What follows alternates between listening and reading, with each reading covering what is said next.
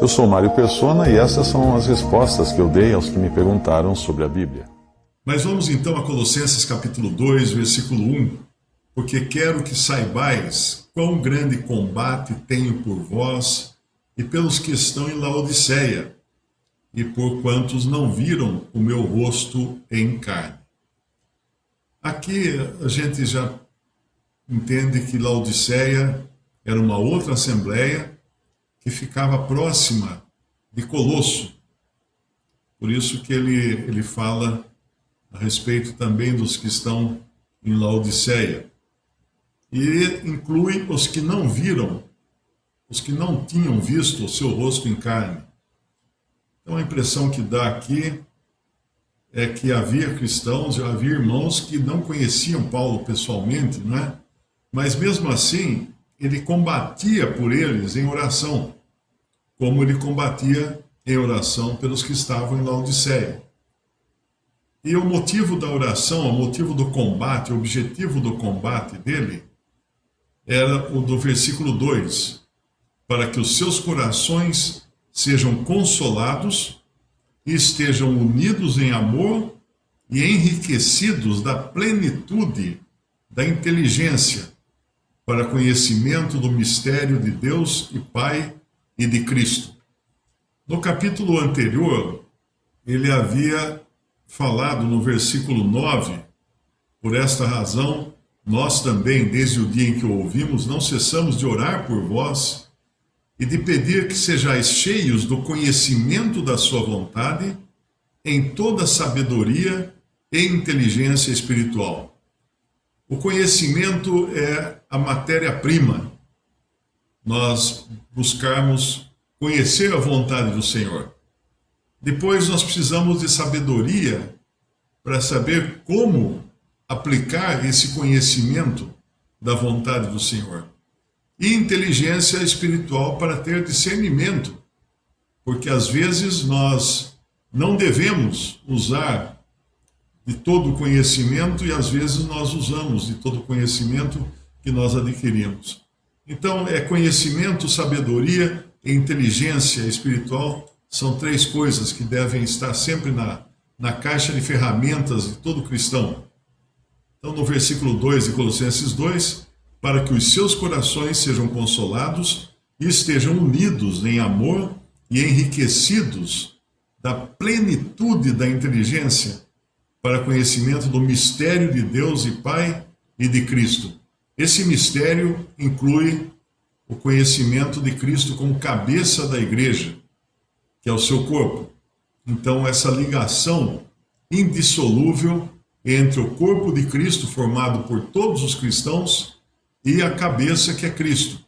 Infelizmente, nós vivemos numa época quando mal se dá para discernir o corpo, em meio a tanta confusão, em meio a tanto joio misturado no meio do trigo, em meio a tantas más doutrinas que hoje tomaram conta da cristandade. Mas nós continuamos firmes, esperando em Deus, esperando em Cristo, porque em Cristo, no versículo 3, fala que em quem estão escondidos todos os tesouros da sabedoria e da ciência. Nós não precisamos de nada mais além de Cristo. Isso aqui nós vamos entender mais à medida que avançarmos aqui no capítulo 2 de Colossenses, porque ele vai falar de algumas coisas que estavam ameaçando os irmãos ali em Colossos. Uma delas eram as filosofias humanas, outra era o legalismo, né, o judaísmo, que estava se introduzindo, e finalmente havia também aqueles que eram voltados para o misticismo. Essas três coisas também hoje entram e tomam conta da cristandade.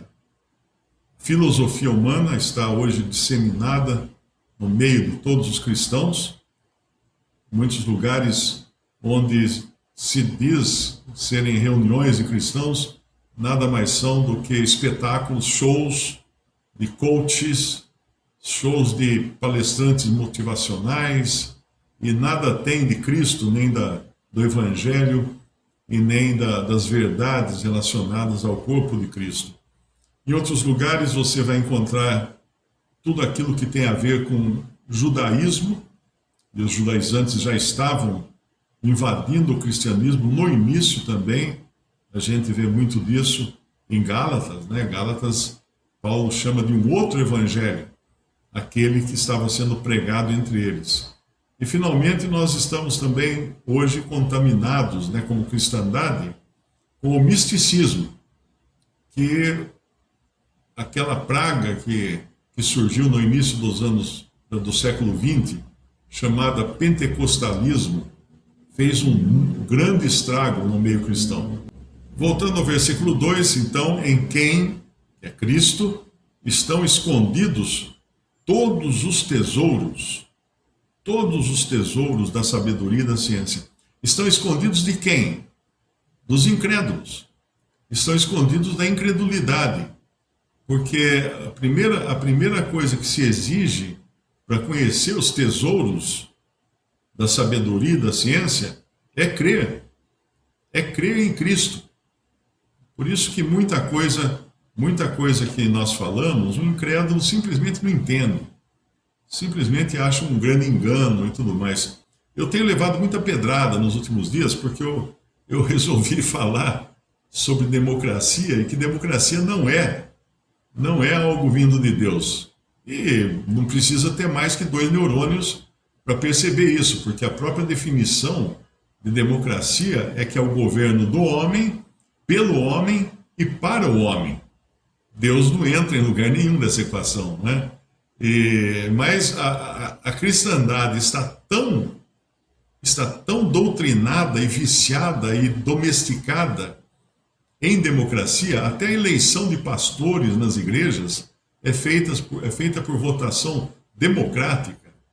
Então, muitos cristãos nem percebem realmente o que há por trás da democracia, porque alguém já falou que democracia é a ditadura da maioria, porque a maioria acaba ditando as normas. Por isso que um cristão que venera tanto a democracia, ele não tem que abrir a boca quando a filha dele entrar num banheiro público e tiver um homem lá dentro vestido de mulher, um travesti ou um transexual. Então o cristão não deve reclamar, porque a democracia foi que colocou esse homem lá dentro. A maioria decidiu que isso é uma coisa boa, correta e que deve ser assim. Então é importante entender que é uma ditadura, na realidade, da maioria. E ela acabará, no final, levando à ditadura do anticristo e da besta também.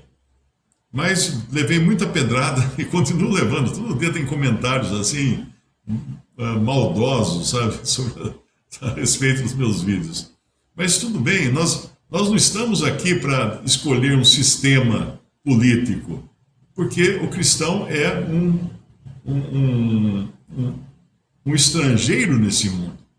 Por isso que o último vídeo que eu fiz, eu leio um texto, eu acho que é muito importante, que o nome é Democracia ou Teocracia,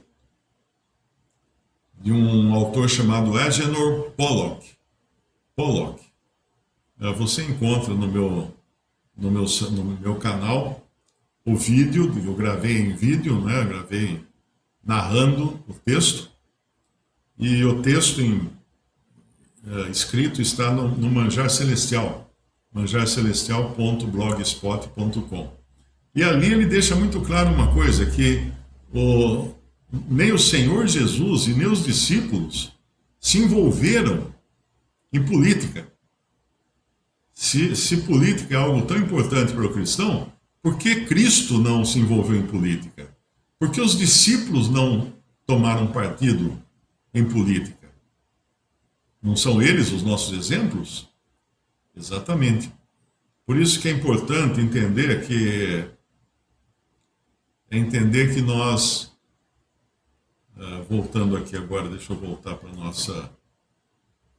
Em quem estão escondidos todos os tesouros da sabedoria e da ciência. Estão escondidos os incrédulos. Porque lá em 1 Coríntios, capítulo 1, no versículo 18, Paulo escreve assim: porque a palavra da cruz é loucura para os que perecem, mas para nós que somos salvos é o poder de Deus. Porque está escrito: destruirei a sabedoria dos sábios e aniquilarei a inteligência dos inteligentes. Onde está o sábio? Onde está o escriba? Onde está o inquiridor ou debatedor desse século? Porventura não tornou Deus louca a sabedoria deste mundo? Visto como na sabedoria de Deus o mundo não conheceu a Deus pela sua sabedoria, aprove a Deus salvar os crentes pela loucura da pregação. Essa é a realidade do mundo comparada com a realidade de Deus. E Paulo, então, quando ele fala mais adiante, no versículo 26, porque vede, irmãos, a vossa vocação, que não são muitos os sábios, segundo a carne, nem muitos os poderosos, nem muitos os nobres, que são chamados, mas Deus escolheu as coisas loucas deste mundo para confundir as sábias, e Deus escolheu as coisas fracas deste mundo para confundir as fortes. E Deus escolheu as coisas vis desse mundo, e as desprezíveis, e as que não são, para aniquilar as que são, para que nenhuma carne se glorie perante ele. Então a sabedoria humana não tem lugar nas coisas de Deus. Simples assim. Quando eu vejo irmãos buscando vídeos de filósofos para explicar alguma coisa, eu penso, puxa, que perda de tempo. O que um filósofo sabe das coisas de Deus? Nada. Nada. Ele sabe das coisas do mundo, ele sabe das coisas do homem, mas das coisas de Deus, nada.